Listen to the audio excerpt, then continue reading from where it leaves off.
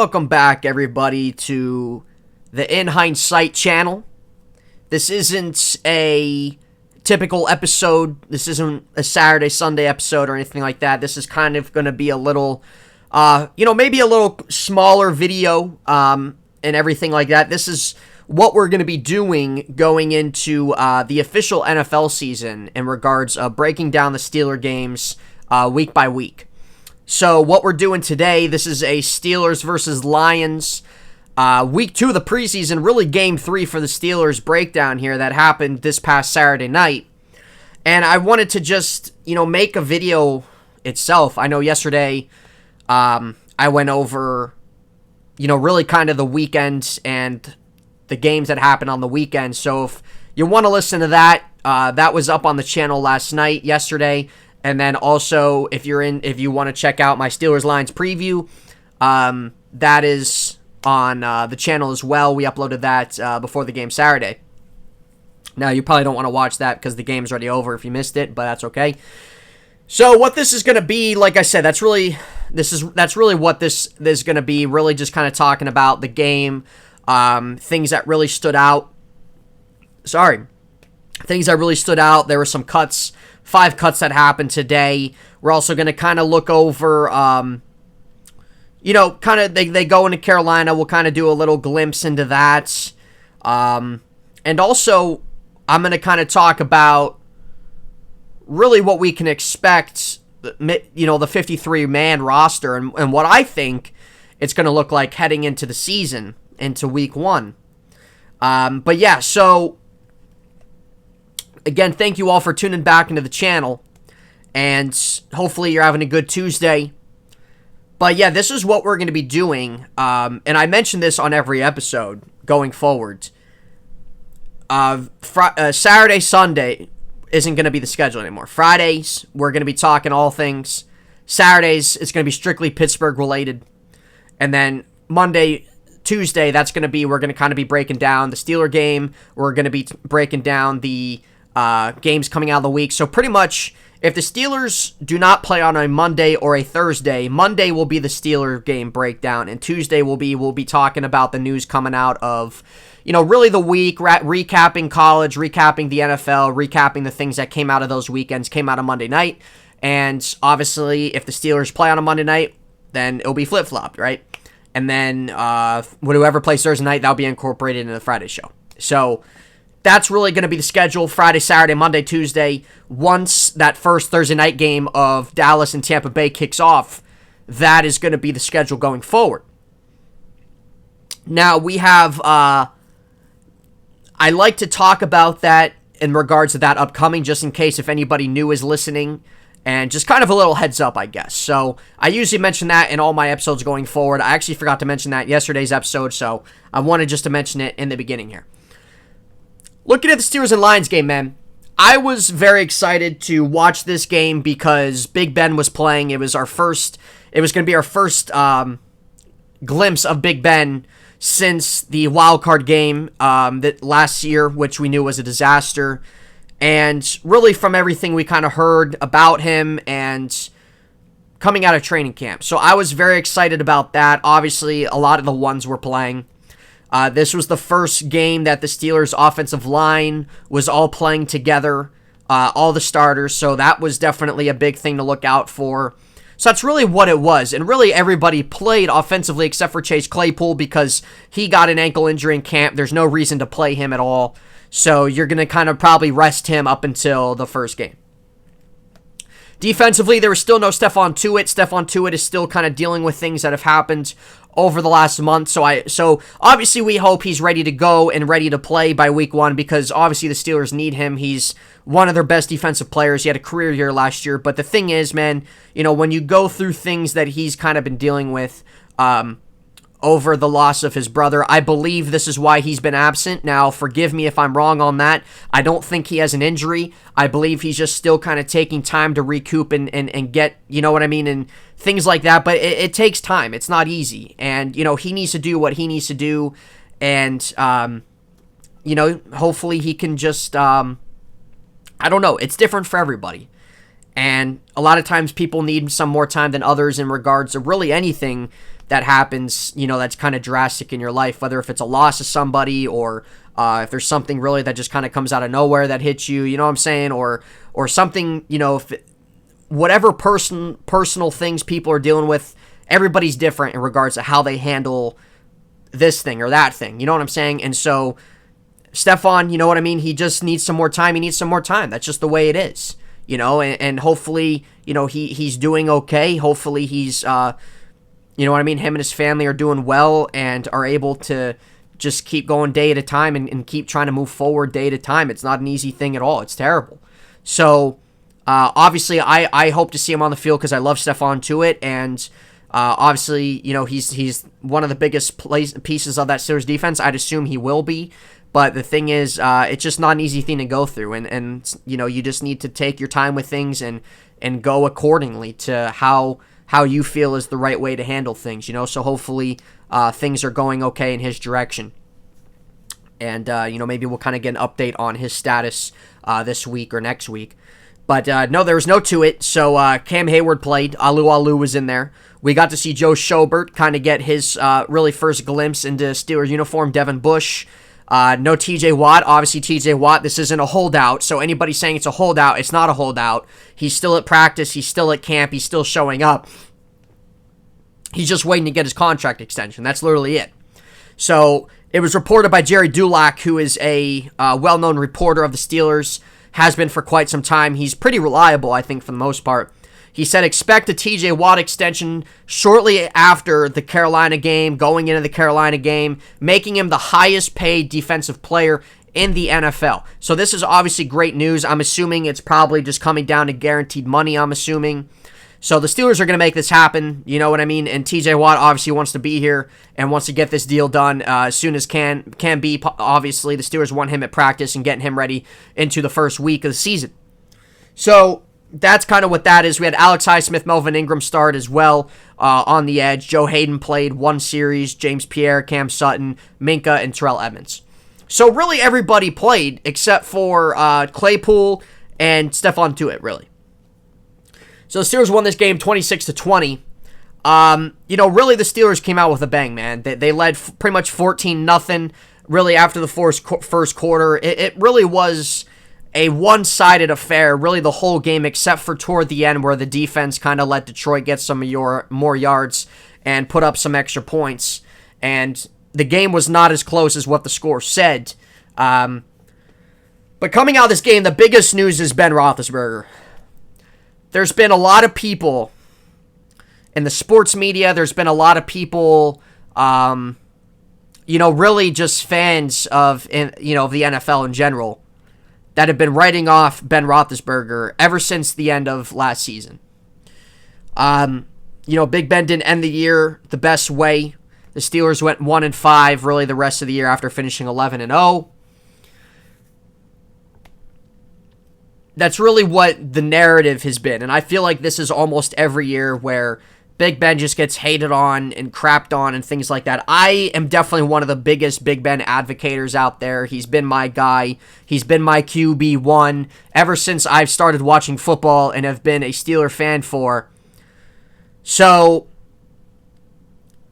Big Ben came out here, man, and I wasn't surprised. Big Ben threw for 137 yards. He went 8 for 10. Would have been 9 for 10 if Ebron didn't drop that one pass. 2 touchdowns and a perfect 158 passer rate, or QBR, or whatever the passer rating, whatever the hell you want to say. Whatever the hell it is. So, I haven't really over these last few months, it's really been annoying as a Steeler fan seeing it because when people the people who have been doubting Big Ben and writing people off. Now, I'm not saying it's been everybody, but I feel like it's been more people than not. The people who have been writing him off, I feel like just don't put into perspective everything that happened last year. Big Ben was coming off last year off of a huge elbow injury. 3 tendons needed repaired in his elbow. Could have been career-ending.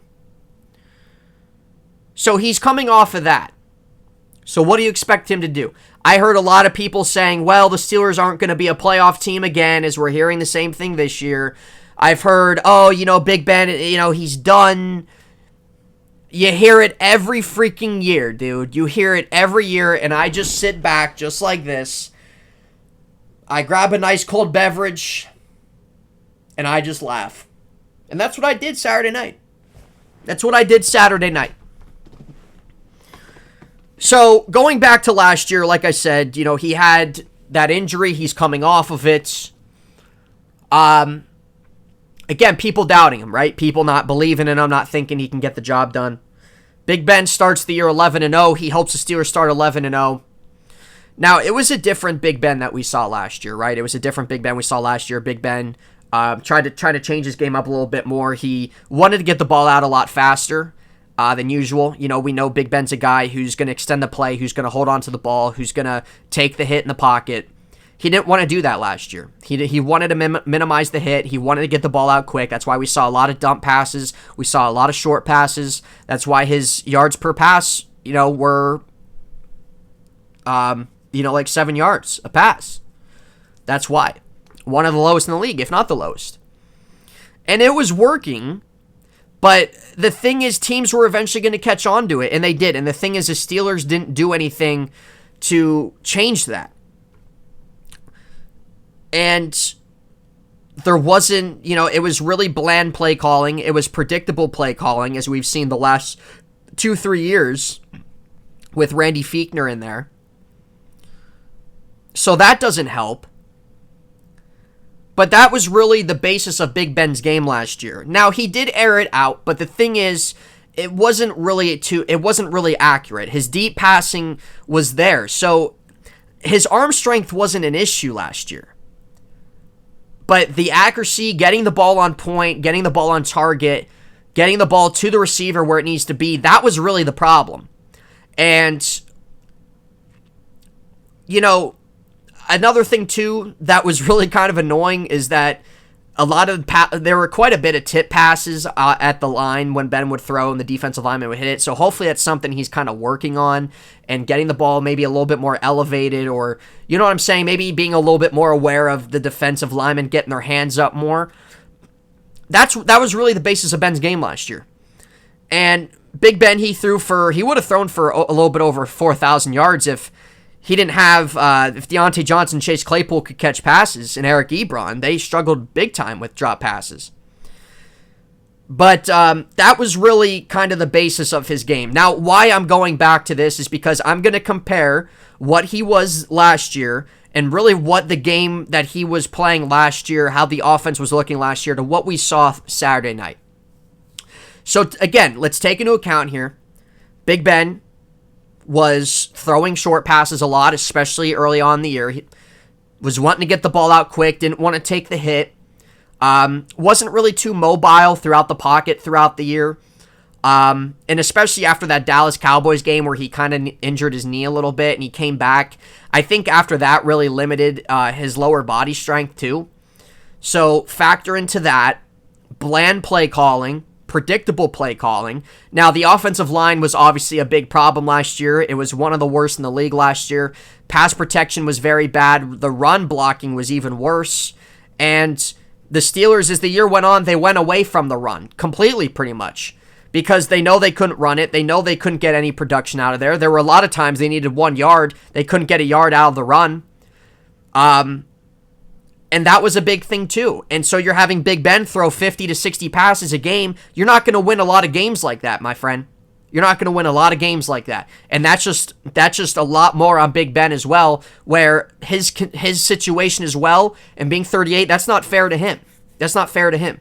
So that's really everything that we need to take into consideration right now with what happened last year offensively. Now, going back to the people writing Big Ben off last year, and even going into this year, they look at how the season ended last year, which I understand, but a lot of people, it was, he does, his arm's done, which it's not done. Getting the ball down the field, I understand that, because that was a problem last year. Getting the ball down the field, it wasn't a knock on Ben's arm strength. It was consistently being able to push the ball down the field. That was a problem last year, absolutely. But I think the people just don't put into consideration he had no help up front at all to give him some more extra time to be able to step up and throw those passes. He had no help from the running game.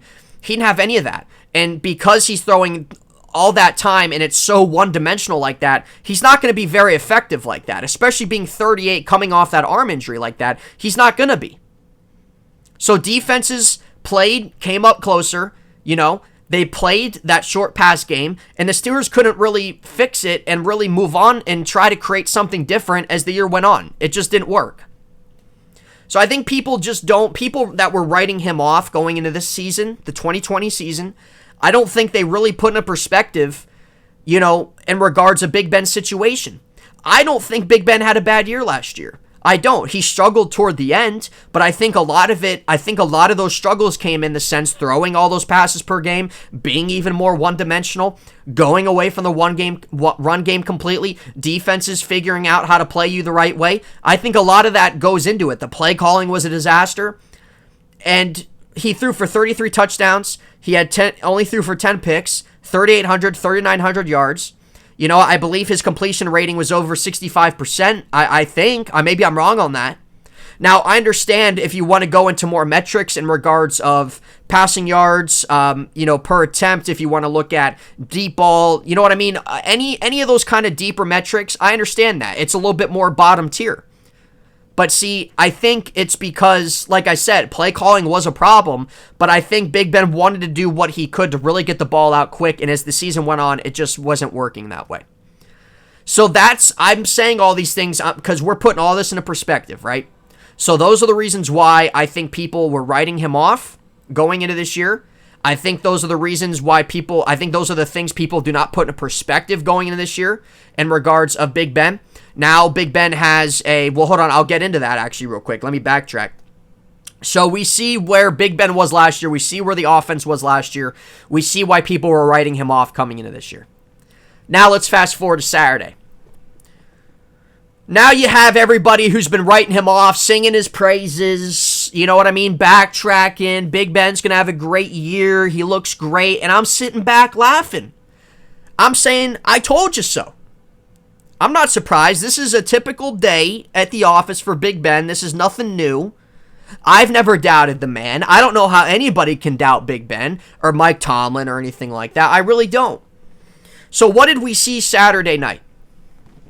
We saw a glimpse of the new Matt Canada offense. So Randy Fichtner, who's been the offensive coordinator, obviously we know he was let go earlier this year. Matt Canada was promoted. Now, Matt Canada loves to do a lot of pre-snap motion. He loves to move guys around. You know what I mean? He likes to do jet sweep things. He likes to use play action, and we saw glimpses of that in the offense. And it looked fresh. It looked new. It looked effective from the time that we saw the guys in there for. That was really one thing that really stood out to me. But the biggest thing was Big Ben. Big Ben looked great. All around, he looked great. He looked healthy. He looked in shape. He was moving around really well. It looked like he was throwing, glimpses back to Big Ben of old. There was one play where I believe it was the first series. There was one play, I believe it was second or third down. Big Ben snaps the ball. He drops back. There's some pressure coming up. He rolls out to his left. There's pressure coming there. Does a little pump fake. Does a turnaround. Moves out to the right and throws a beautiful on-point pass to Eric Ebron, who dropped it, and that would have been a first down. Now, that was beautiful to see. Yes, it didn't come to a first down because the drop, but the pass was on point and perfect. But the thing is, that mobility, that Big Ben mobility right there, we didn't really get to see that last year. So that's what I'm saying. Big Ben looks healthier. He looks in shape. He looks great from a physical standpoint, from a physique standpoint. He does, and he looked. He was stepping up in the pocket. He was airing the ball out a little bit. We saw him do play action a little bit. There was one where he did a little play action handoff to Naji Harris. Naji Harris kind of rolled out, cut up in the middle of the field, and it turned into a 43-yard gain. Now, that's another thing we didn't see last year. We didn't see really play action last year, but we didn't see any of that play action handing off to the running back kind of, standing put and then cutting out in the middle and then going off for a 43-yard gain. We didn't see any of that last year. So that's another thing right there. We saw Big Ben airing it out to Deontay Johnson. We saw Big Ben, he threw 2 beautiful touchdowns to Pat Freiermuth. He was on point, man. His arm looked good. He had a lot of crisp on his passes. And that's what I've been saying all offseason, is that now that Big Ben has a new offensive coordinator, it's going to be better than what it was. It's not going to be predictable. There's going to be a lot of different things in it, which is good. Big Ben finally has a running back in Naji Harris that he didn't have last year. Now, the offensive line is a question mark, and a lot of people, this is really the main thing a lot of people go back to in regards to the Steelers this year, which I understand. I don't think it's fair to say the offensive line is bad because it's a completely different offensive line. If this is the same O-line, really, that they had last year, then yeah, absolutely. It would be terrible. I'd be sitting here saying the offensive line's terrible until further notice. But it's completely different. You have Chuck Okorafor at left tackle this year, which he played it right last year. And he was okay. He wasn't bad. He wasn't great, but he was all right. They're moving him to left tackle. Okorafor, there was one kind of mishap last night, but, we'll give him time. Hopefully he can continue to grow, and Adrian Clem, the new offensive line coach, can kind of work with him more. Kevin Dodson was their best offensive lineman last year. He wasn't even a full-time starter. This year, he's going to be a full-time starter. He's been phenomenal in preseason. He's looked great. Kendrick Green's a new starting center. Rookie. You signed Trey Turner, 28 years old, former 5-time Pro Bowl guy. And now you have Zach Banner coming off an injury, who's healthy this year. So this offensive line, I don't think, for anyone saying their offensive line's bad, I don't think it's fair to say just because it's completely new. I think the question is, can these guys gel together? Can these guys make it work? Can these guys elevate and be more physical than the group that was last year? It's younger, it is more physical, it's healthier. So I imagine the offensive line, I don't see how it can be worse. So I think it will be a little bit better this year. I'm not saying it's going to be up there, you know what I mean, in the top 15 ranks, or it's going to be drastically, overturn 360, but I think that it will at least take some steps forward than what we saw last year. So Big Ben has that. Big Ben has, he still has a good arsenal of weapons with Juju Smith-Schuster, who's obviously a big slot guy. He's going to work more on the outside. Deontay Johnson, Chase Claypool, James Washington, Eric Ebron, Pat Freiermuth as well, all at his disposal. So now we're putting all these things into perspective here. So like I said, the people that were kind of writing Big Ben off going into this year, a lot of it was, his arm is done, which I never understood that because the arm strength was never a problem. He's 39, he's a year older, which I think at the end of the day, I understand age is always a big factor into sports, but I think as long as you can perform, it's really irrelevant at the end of the day. They wanted to talk about, the O-line. I just went over that. They want to talk about in regards of, he can't get the ball down the field. Like I said, it's not the arm strength that's an issue. It was more accuracy, being able to step up into the pocket, which wasn't a thing last year because he was trying to he wasn't extending plays. He wasn't holding on to the ball long enough. And he didn't really get that good protection either. But really his goal was to get the ball out as quick as he could. You know what I mean? And that's really what we saw. So I don't really think that the points people are making strictly about Big Ben is all out the door, especially what you saw Saturday night. Now, like I said, I wasn't surprised by this because my thought was, okay, my thought for him going this year, now that he has Naji Harris, he has a younger and more physical offensive line at his disposal. Will it be great? No, but it's not going to be worse than it was last year.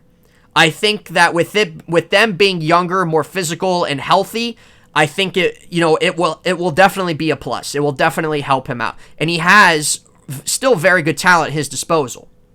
So my factor into it was like, okay, now, and you have a new offensive coordinator, you have a new offensive system where it's not going to be predictable the way it was. My thought process was this is going to make Big Ben that much more effective because now he's not going to be throwing the ball 50 to 60 times a game. Now that you're not going to be one-dimensional, you're going to have a running game back into the mix. That's going to make him that much more effective. Naji Harris is going to be a stud. We know that. And him being able to having the defense focus on him, like I said, that's going to make Big Ben that much more effective. So you're going to use some play action, right? You're going to use different motions, different sweeps involved. That's going to help Big Ben out a ton. Because I don't think at 39 years old, even last year, at 38, coming off that elbow, I don't think throwing 50 passes or plus a game was ideal for him. So what we saw Saturday night, we saw a glimpse of the offense. We saw some pre-snap motion. We saw some play action, which was great to see. We saw Big Ben, get the ball down the field a couple times. We saw the motion with Naji Harris, and Naji Harris catching it in the middle of the field for 43 yards. We saw Big Ben. He went 8 for 10. He was very accurate. Passes looked very crisp. That looked like there was really good velocity. And Big Ben had 2 really good passes to Pat Freiermuth in the end zone. And I also said this too, that Big Ben coming off that elbow injury last year, now coming to this year, he's another year removed from that, and he knows what he can do and how things felt last year compared to this year. And it should definitely make for him being able to do a lot more and, be a lot more comfortable and getting back to that comfortability. And that's even what he said in his own press conference, that last year he didn't really know what feeling good was coming out of his arm, but this year he does. And we saw that, and he looked like Big Ben of, what we've seen, really throughout his career. So I was very pleased with what I saw. A lot of people in the media were praising him, which obviously they should. A lot of people in the media, again, there's people backtracking what they said, but then there's also people who have kind of stood by Big Ben and the Steelers and stuff like that, and, singing the praises, which they should, and giving respect and giving compliments and giving reasonable feedback as what should be. So I was very pleased with that. I think Big Ben is primed for a very nice season this year. I don't know if this is going to be his last year or not. I really don't. I think if Big Ben's healthy and plays well, I don't see why he still wouldn't be playing. And I have no doubt in my mind the Steelers would still keep him around. And even, until as well they kind of figured out who their future is too. So Big Ben was obviously the big reason why I was very excited. And he was the number one thing coming out of that game. You know what I mean? That everybody was looking for. And in regards, once the game was over, that stood out more than anybody. He looked like Big Ben of old, man. Turning back the clock. I wasn't surprised by his performance because I believed in him the whole time. Like I said, I knew and understood why there were struggles there that I didn't think were going to be replicated this year.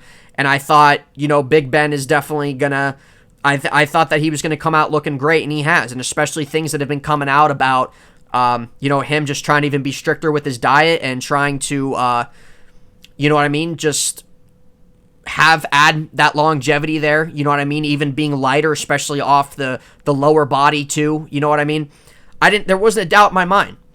And like I said, I never doubted his arm or his arm strength. It was just, he just had to kind of get that accuracy back on point. And now, like I said, a year removed from that, that's there. We saw that Saturday night. And that's going to help him even more being a year off removed from that. And that arm's, really back to normal. So, and like I said, he talked about that. He stated that. So I was very pleased with what I saw from him. All Steeler fans were. And like I said, it was good to see finally a lot of people in the media complimenting Big Ben and giving him the respect that, he should have and he should deserve. And, a lot of people, like I said, retracting their statements. I wasn't surprised by that either. And watch out for the Steelers. Big Ben's going to have a good year. Yeah, we've all known that, my friend. We've all known that. So I'm excited. He's ready for week 1, man. He looked great. Naji Harris, like I said, Naji Harris had that really nice 43-yard gain after the Big Ben pass, and in the first quarter like I said, went for 43. He also had a couple carries where he had some broken tackles too. Pat Freiermuth was definitely one of the guys as well that stood out. Pat Freiermuth, second-round pick out of Penn State. He had the 2 touchdowns from Big Ben, and I really don't know. Pat Freiermuth might be on his way to really being the tight end 1, maybe. I mean, I think Eric Ebron will probably still be that, at least to start the year, probably. But Pat Freiermuth, I like the pick ever since it happened, because with what they're doing offensively, he fits that perfectly. He can block as a tight end, so you're going to use him in regards to whatever you're running, involving him in that run block game. He can do that. His hands, he has great hands. I don't think he's ever dropped a pass in the end zone in college. He can get down the field. He's a great end zone target. Sky's the limit for him. So this could definitely turn out to be a really nice pick for Pittsburgh. And we'll kind of see how he's implemented to start off the season, and maybe as the year goes on, he'll get more playing time, or maybe to start off the bat, the Steelers are going to give him a lot of snaps. I don't know, but it'd be great to see. He's really a do-all tight end. We saw Juju Smith-Schuster have a nice couple catches. He's another guy as well that just fights for that extra yard. We saw that happen. And the offensive line, I thought the offensive line did create. They did create, I thought, a couple holes for Harris or whoever else was in there. Big Ben, he really was unscathed, unscratched, really. I thought the offensive line being the first, being the first game of all of them playing together, I thought they gelled fairly nice really in the first quarter. Zach Banner, he only played, I think, one series in the first, I think. Naji Harris, he pretty much went out when Ben went out. Same with really Smith-Schuster and DJ. And then, so I was very pleased offensively wise, because really what we've seen from the Steelers, I feel like last year was, especially when their first possession on offense, they couldn't get the ball in the end zone on their first possession on offense. And I would really like to see that this year. Obviously, it's not going to happen every game, but if there's especially certain games where, whether they start out with the ball or whether if it's just their first possession of the game, where they can really, start the game out hot, right? Get the ball down the field, get that momentum going, click, and get the ball in the end zone fairly fast. I would love to see that. So we did see that against the Lions, stuff like that. And here's the thing. People saying Lions weren't really playing their guys. I really don't care. I really don't care. Yes, you can consider that. Sure. Right? Okay. But still, sure, the Lions didn't play every starter or anything like that on defense, but the thing is, that's still what you want to see. Their production and what the Steelers offense did that first quarter, really, that's what you want to see. I don't care who's playing. So to me, it was definitely very, very positive note seeing Big Ben, seeing Harris, seeing the O-line, seeing, everybody involved offensively start off hot, get the ball down the field, get the points on the board the way they did. That's what you want to see. And obviously, I was just really excited in general to see everybody, and I was just, but seeing all that, it definitely makes you excited, definitely makes you ready, and that's what I'm saying, man. It was just great to see. So, but yeah, defensively, I mean, they really I feel like really shut Detroit out. Really up until the late stages of the game, they kind of let Detroit, get back in it a little bit. Not necessarily get back in it because the game was really over, but you know what I mean, get some more yards, get some extra points on the board and stuff like that. Melvin Ingram had a really nice hit on, I forget who the running back was, but they were really far back into their own side of the field. I believe maybe their 4 or 5 yard line maybe, and he just had a really nice hit that sent the running back a couple of yards back. That was beautiful. But yeah, starter-wise, I mean, Joe Hayden had a really nice play on the ball. He almost had a pick. Really nice diving pass breakup on, on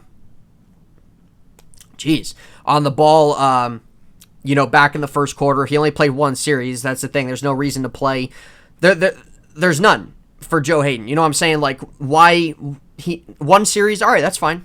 That's fine. So throughout really the very limited time he got, he had a really nice play on the ball, really nice pass breakup, almost went for an interception. So that was one thing that really stuck out. We saw James Pierre on the outside. We saw Cam Sutton on the inside as well, kind of throughout the game. I don't really know the direction the Steelers are feeling. I mean, depending on what package, depending on what they're playing on the field, where they're at defensively on the field, if, you got your nickel in there, if you're going dime, whatever it might be, I don't know where they're going to fit everybody at, because Hayden Sutton, okay, but then once if you're going to put Sutton in the nickel, you're going to have James Pierre on the outside. But that's the other question, too, because one of the cuts today was Antoine Brooks, and Antoine Brooks was getting some time as well in the slot. So if you're going dime as well, who are you going to utilize in that position? That's the other question.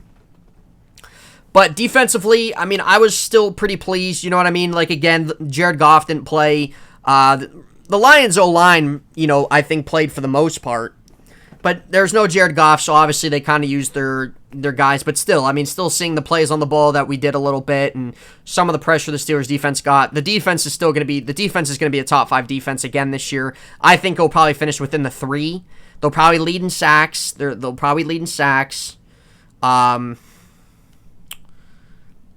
thought overall it was just fun to see. You know what I mean? You saw the ones. Everything like that, and it was nice. And then once we got into the second quarter, we saw Mason Rudolph come in, and Mason Rudolph, this was probably his best preseason game. He had some nice passes to Eric Ebron.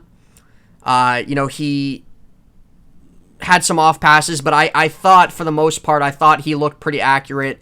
He got the ball to guys that were open, on point, on target and stuff, and I also like what I've seen from guys like Kalen Ballage and Anthony McFarland. They kind of went back and forth as the game went on, the second, third quarters and stuff like that. I like what I've seen from them. They've been able to be consistent in regards of getting yards, getting that production yardage wise. Anthony McFarland had a really nice, I believe it was a little. It wasn't a screen pass, but it was kind of a little dump off to him. And he's obviously a really speed guy, and he just had a really nice breakaway for quite a good bit of yardage. Dan Moore continues to impress, their 4th round pick, offensive tackle. He's played some left, he's played some right, so he's not going to start the year, but maybe if Okorafor or Banner struggle, we could see him put in there.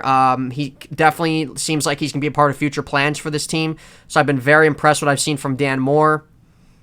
I'm trying to think of some other guys. I mean, Ebron played a good bit throughout the game, which I think was probably the right thing. Get him some more reps, get him some more time, especially, after kind of really the drop Big Ben. I think you kind of want to get him out there and kind of get some more. And really after that drop, he really kind of came into his own, but that's just been an issue throughout his whole career is the drops. Let's see who else.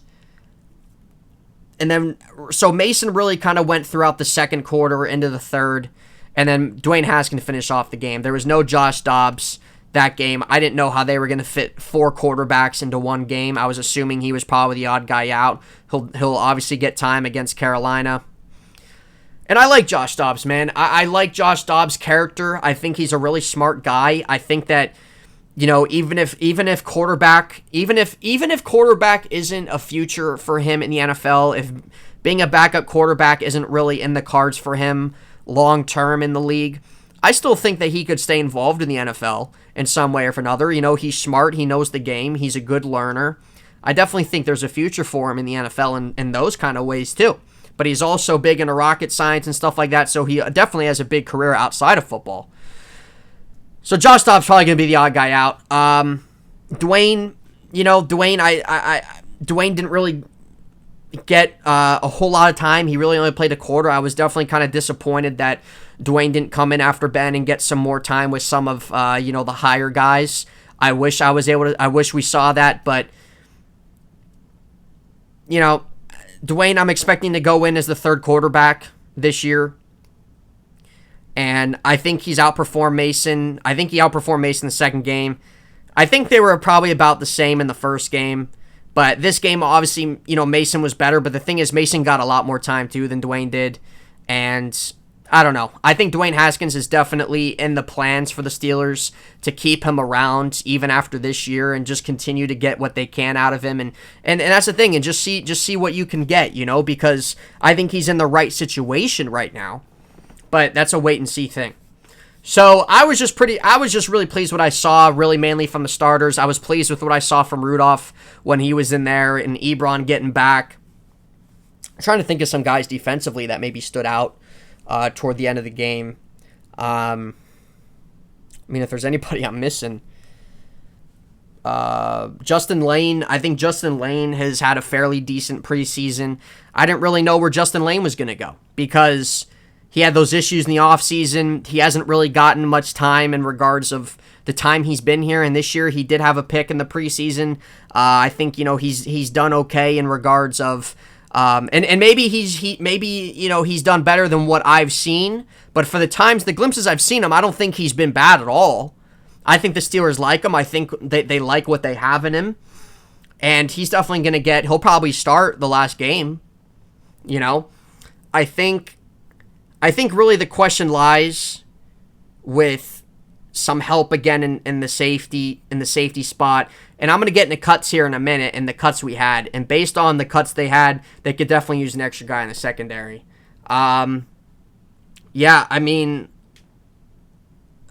Just trying to think if there's anybody else that really stood out from that preseason game. Maybe I'm missing somebody. Let me know in the comments if there's somebody I haven't mentioned that had a nice showing last preseason game that I'm forgetting about. I can't think of anybody else that really stood out, but I feel like what we've seen in the preseason is we've kind of seen the Steelers defense kind of give up a little bit more. Not like give up in regards to the game, but give up some more yardage and some more points later on. You know what I'm saying, as the game went on, but that's not a concern to me. You know what I mean? Those aren't the ones. Those aren't really the guys, and it's preseason and stuff like that. I'm not really concerned about that. The Steelers are obviously going to have a top defense. Now, going into the cuts, let me pull up the cuts real quick. Let me see. So, I just want to pull up the cuts so I don't forget a name. Let me see real quick. Give me a minute here, guys. Okay. So today was cut day. They went from 85 to 80, and then after the preseason game, you're going from 80 straight to 53. So there's going to be tons of cuts all over the league next week, which obviously we'll be covering. And there's definitely going to be some names that we don't expect to be cut. It's every year. But so what the Steelers did, so they released linebacker Calvin Bundage. We knew he was an expendable guy. He was an extra camp body. Offensive lineman Aviante Collins, he was another camp body. We knew he wasn't going to be there. Pete Guerrero, running back Pete Guerrero. Now, Pete Guerrero, small running back, really shifty running back, definitely has a little spark to him, I think. Now, I could definitely see him landing on the practice squad, and I could easily see that happening for him. Hold on, let me fix my hat. There we go. And then also wide receiver Tyler Simmons. Now, Tyler Simmons, they signed in the offseason. I believe he was an undrafted free agent. Maybe I'm wrong on that. Maybe he was with somebody else last year on their practice squad. I can't remember. Tyler Simmons, kind of more of a speed guy and things like that, but he was trying to vie for that 6 wide receiver spot, special teams, maybe return game. Obviously, he was cut, but he might be practice squad. Now, the big guy that was a surprise to many. God, this hat. What is up with this thing? Hold on. There we go. No? Okay, now we're good. The cut that was surprised by many was Antoine Brooks. Antoine Brooks got a lot of time in camp as the nickel cornerback. He got a lot of time in that rotation, moving him from safety to corner. He's a versatile guy. Now, but the thing is, he's had a lot of he's had injury problems. He's kind of been out lately, and that was just the nail in the coffin. Now, on Antoine Brooks, he spent really all last year on the practice squad. I could see that happening again, where they released him. They'll let him go through waivers. Nobody claims him. They could bring him back on the practice squad. That is definitely possible. But I think with him not being available, not really being able to utilize him and get him involved in that rotation and get what you want to see out of him, especially with the season approaching like that, you got to see what you have with the guys that are available. And I think that was really probably the key decision into cutting him.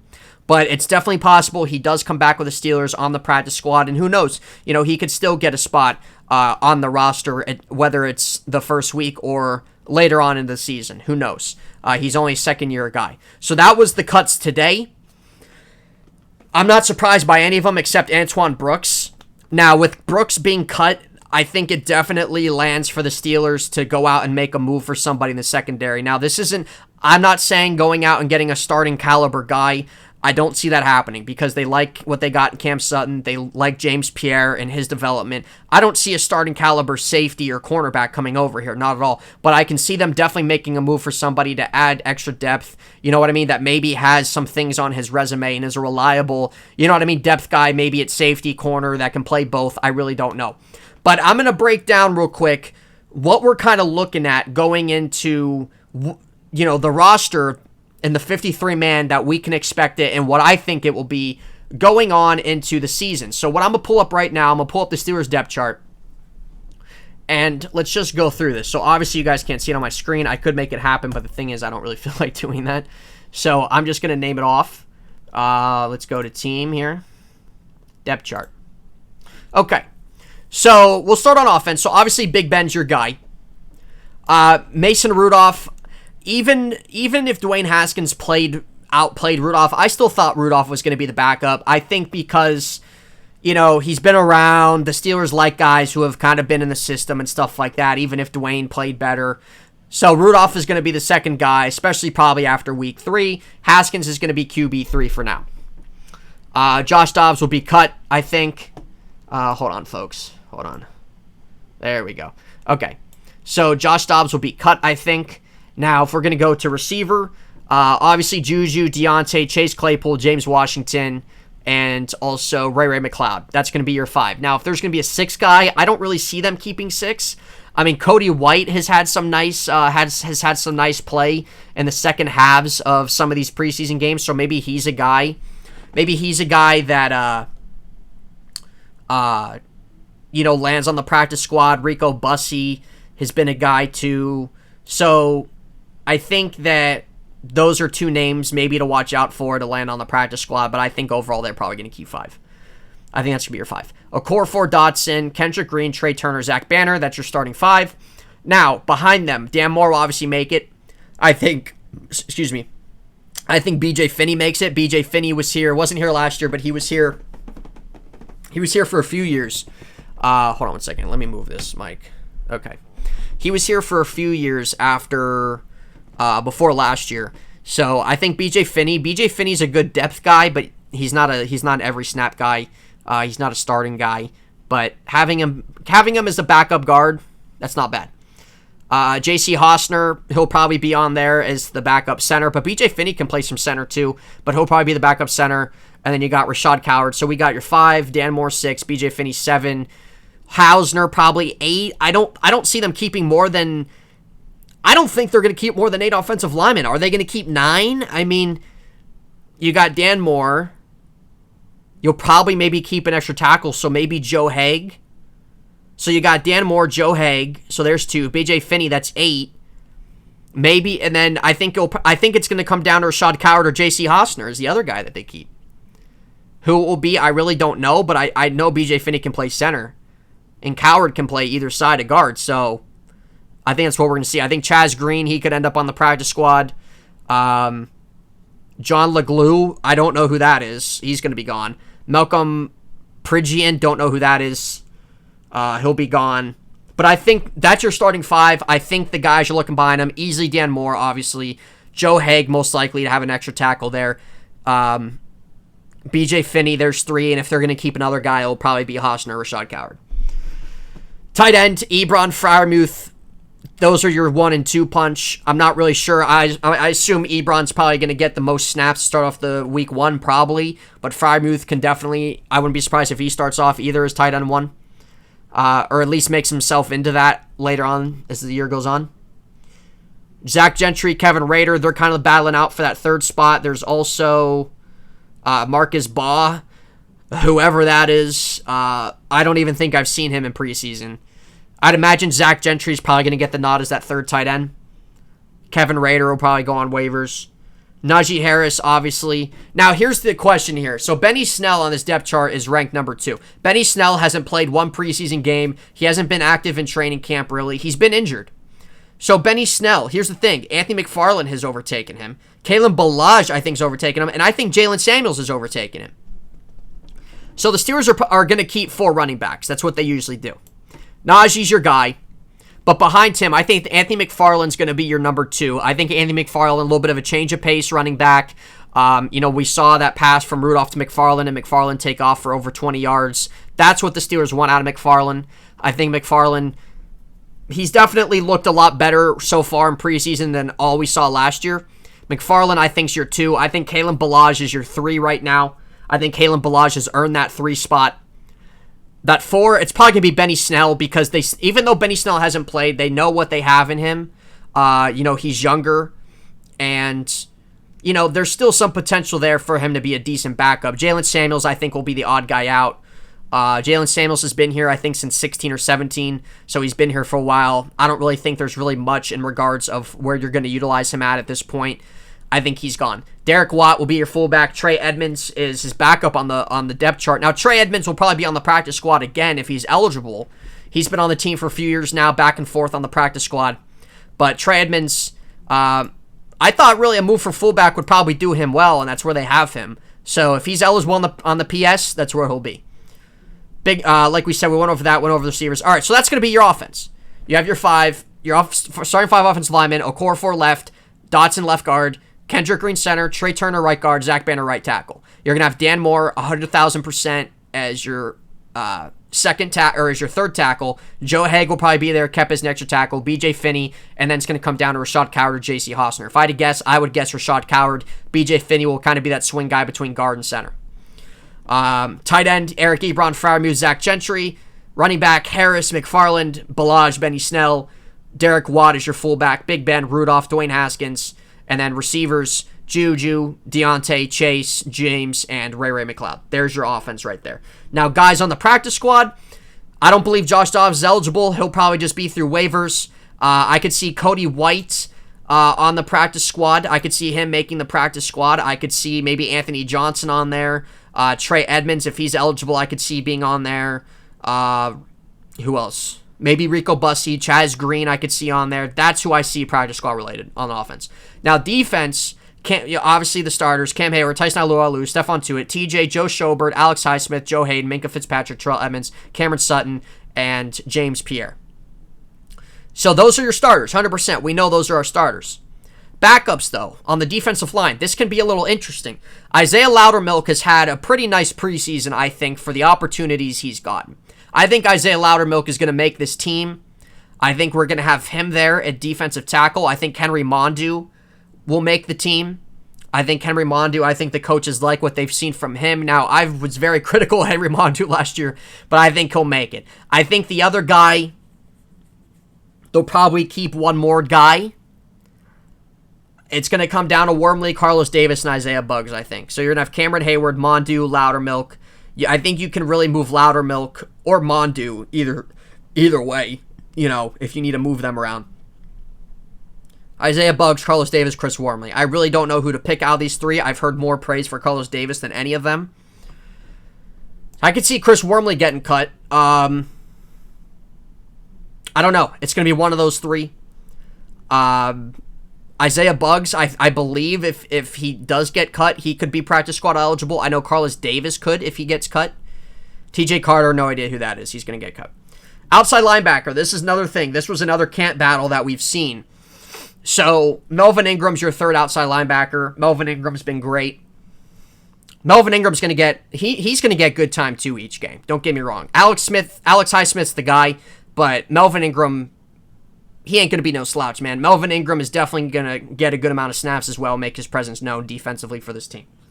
But behind those 3, Jameer Jones has been a guy who I think out of the depth guys, I think he's been the best guy. I think Jameer Jones, he's shown he's been good with pressure, I think, and getting to the quarterback, and I think he's shown more from an edge standpoint than Roach and Cassius Marsh. So I think Jameer Jones will be your 4 guy. Now, if you're going to keep a 5th guy, I think it will be Cassius Marsh. So I think that's going to be your 5 outside linebackers. I think Quincy Roach will go to the practice squad probably. You also have Jamar Watson. He's probably going to get cut.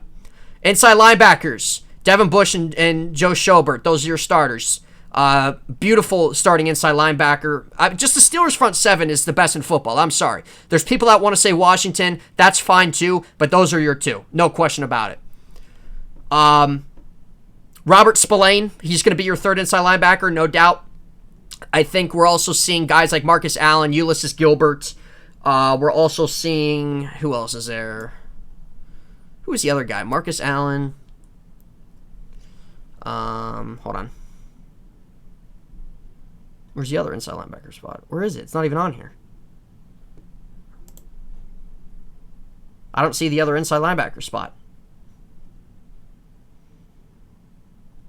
Maybe I don't know, they're missing it. They have right, there's no left side.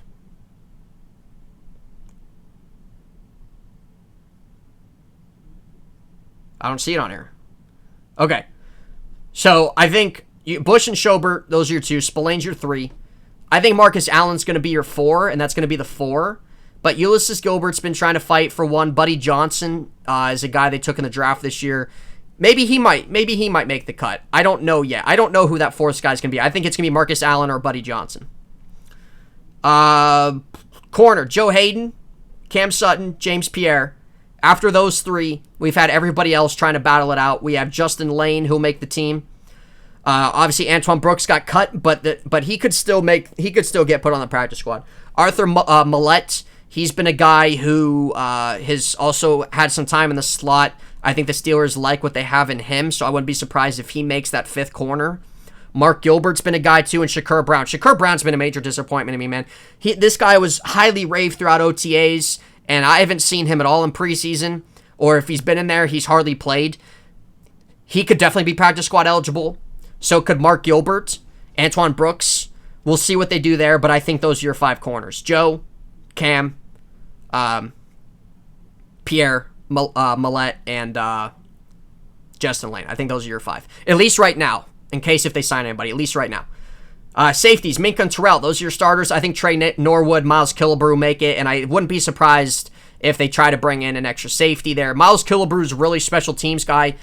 Trey Norwood, they like what they got in him. They got him in the 7th round. He could definitely be somebody that, can be some good depth there. Lamont Wade, Donovan Steiner, Lafayette Pitts as well. Those have been guys in the secondary too who have been brought in, but maybe one of them might end up on the practice squad. But I do think Antoine Brooks getting cut. I do think the Steelers have to go out. They have cap room to do it. I think they got to go out and make a move and just bring somebody else in. I don't think you need to bring in a starting caliber safety or anything like that, but I think if you go out and you bring in a guy that in is reliable and can, maybe he offers some versatility, some safety, some corner, you know what I mean? And just a depth guy, just somebody who's a depth option, I think can definitely do well for them. But I think that's what we're looking at. So there's your starting defense, guys. Cam Hayward, Alu, Tuitt, and we've all known what the starting defense is. I mean, it's nothing different. Watt, Schobert, Bush, Highsmith, Hayden, Minka, Terrell Edmonds, Cam Sutton, James Pierre, and then obviously you're going to have Melvin Ingram, and then, other depth guys, Loudermilk I think will be there, Mondu, and then probably Wormley, Buggs, or Davis, one of those 3. Behind Ingram, you'll probably have Jameer Jones. I think he'll make it. And then if they want to keep a 5th guy, I believe he'll probably be Cassius Marsh. Roach can be practice squad. Inside, Spillane, there's your 3rd guy. And then it's going to come down to Allen, Gilbert, or Buddy Johnson. Safety-wise, like I said, or corner-wise as well, Justin Lane will be there. Arthur Millette will be there. Don't be surprised if they make a move, like I said, at corner, at safety, whatever. And then Trey Norwood, Miles Killebrew. There it is. Special teams. Jordan Berry versus Presley Harvin. That's been the punting situation. I think Presley Harvin is the guy, folks. I think Presley Harvin is the guy. Jordan Berry hasn't looked bad or anything like that. He's actually probably looked the best he's looked. But Presley Harvin's the move, man. Presley Harvin's leg, you drafted him for a reason. He's been a great punter coming out of college. It's time to move on from Jordan Berry. We've had 6 years of Jordan Berry. It's time to move on. Presley Harvin's the guy at punter.